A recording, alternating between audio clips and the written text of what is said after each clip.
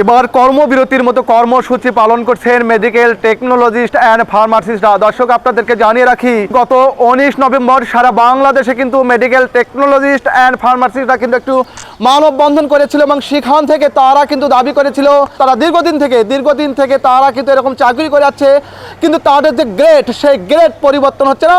এবং এই গ্রেড পরিবর্তন অর্থাৎ তারা কিন্তু এরকম 10ম গ্রেডের দাবিতে সারা বাংলাদেশের কেন্দ্রীয় কর্মসূচির অংশ হিসেবে কিন্তু গত 19 নভেম্বর কিন্তু একটি মানববন্ধন থেকে তারা কিন্তু একেবারে ঘোষণা করেছিল যে তাদের দাবি যদি না মানা হয় তারা কিন্তু এরকম কর্মবিরতির মতো কর্মসূচি তারা কিন্তু পালন করবে।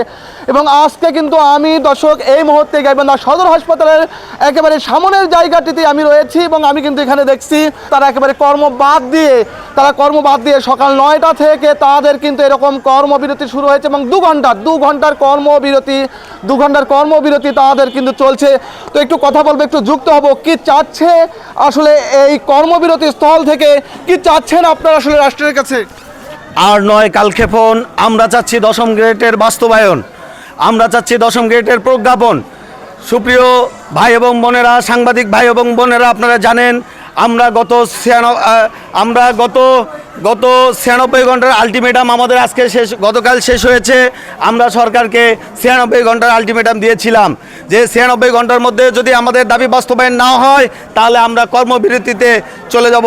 আজকে আমাদের সকাল 9টা থেকে 11টা পর্যন্ত কর্মবিরতি আমরা পালন করে আসতেছি।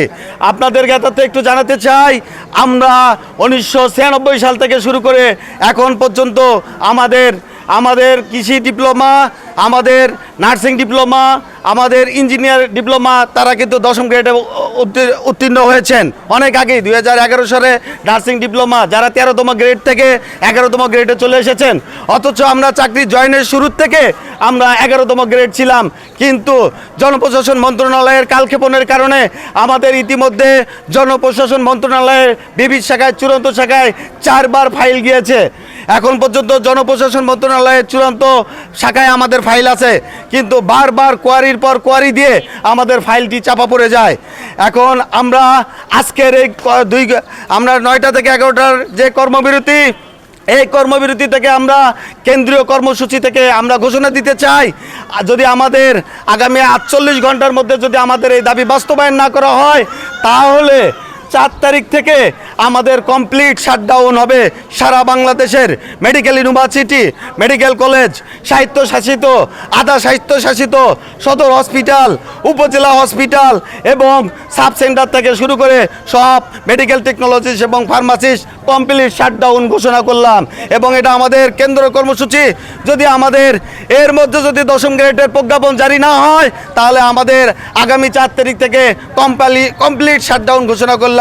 ধন্যবাদ সবাইকে। এখান থেকে তারা যেটি বলছেন যে এটি আসলে তাদের দাবি নয়, তাদের অধিকারের কথা তারা বলছেন এবং তাদের অধিকারের দাবিতে তারা কিন্তু আজকে সারা বাংলাদেশে এরকম যে সদর হাসপাতালগুলো রয়েছে, যে উপজেলা হাসপাতালগুলো রয়েছে, সেই জায়গাগুলোতে কিন্তু এরকম মেডিকেল টেকনোলজিস্ট এবং ফার্মাসিস্টরা এরকম কর্মবাদ দিয়ে অর্থাৎ তারা কিন্তু কর্মবিরতি করছে। আর নয় কালক্ষেপণ, আমরা চাই দ্রুত 10ম গ্রেডের বাস্তবায়ন।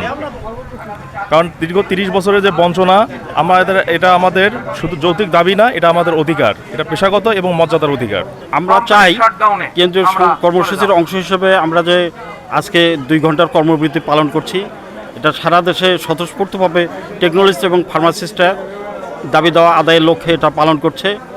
আমরা আশা করব প্রধান উপদেষ্টা সহ সরকারের সংশ্লিষ্ট বিভিন্ন বিভাগগুলো আমাদের এই দাবিকে সর্বাধিক গুরুত্ব দিয়ে জনগণের দুর্ভোগের কথা চিন্তা করে দ্রুত গতিতে বাস্তবায়নের প্রয়োজনীয় নির্দেশনা দিবেন।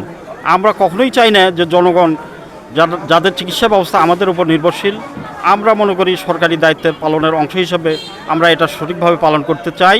এবং এখান থেকে আমি কিন্তু সকাল থেকে দেখছি এখানে কিন্তু রুগীরা অনেক কষ্ট করছেন, তারা কিন্তু কর্ম বাদ দিয়ে এরকম একেবারে হাসপাতালের গেটে তারা কিন্তু অবস্থান করছেন এবং এখান থেকে তারা কিন্তু বলছেন যে এটি আসলে তাদের কিন্তু দাবি নয়, তাদের অধিকার, তারা অধিকার আদায়ের জন্য তারা কিন্তু এরকম হাসপাতালের সামনে অবস্থান নিয়েছেন। এবং এখান থেকে তারা কিন্তু বলছেন তারা দীর্ঘদিন থেকে চাকরি করেন, কিন্তু তাদের যে গ্রেড সেই গ্রেড আসলে পরিবর্তন হচ্ছে না এবং তাদের যে 10ম গ্রেড সেই 10ম গ্রেড তারা বাস্তবায়ন চায়। গাইবান্ধা সদর হাসপাতাল এলাকা থেকে রবিউল ইসলাম, সময়ের কণ্ঠস্বর।